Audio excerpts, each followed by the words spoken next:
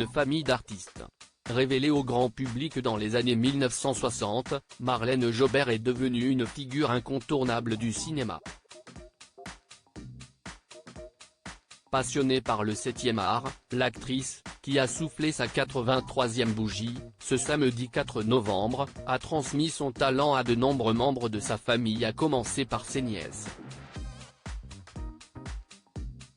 En effet, Marlène Jobert a notamment servi de modèle à Elsa Launeghini, 50 ans, la fille du musicien Georges Launeghini et de la peintre et sculptrice Christiane Jobert.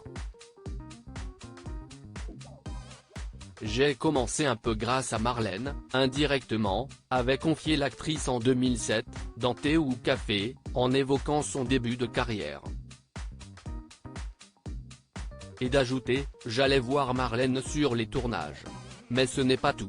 Une autre nièce de Marlène Jobert est également bien connue des Français.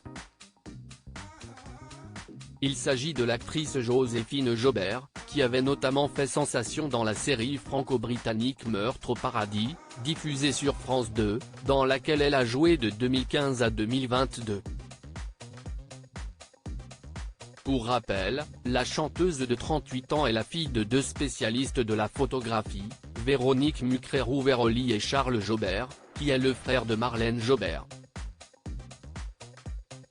Au cours de sa carrière, Joséphine Jobert avait également fait des apparitions remarquées dans Nos années pension, en 2007, dans la série Foudre ou encore dans la série Sous le soleil de Saint-Tropez, diffusée de 2013 à 2014, sur TMC.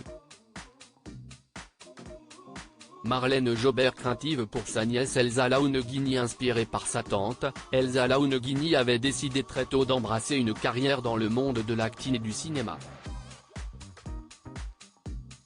La jeune actrice avait alors pu compter sur les conseils de ses proches, bien que certains d'entre eux aient émis certains doutes. J'ai vite compris que ce métier ne durait pas forcément, et qu'il fallait garder la tête sur les épaules, avait révélé l'actrice d'ici Tout commence dans un entretien avec Le Point, en 2019. Et de conclure, je le dois à mon père et à ma tante qui ne voyaient pas d'un très bon œil que j'emprunte cette voie si jeune. Article écrit en collaboration avec 6 Médias. Crédit photo, Sandrine Tézilla. Panoramique.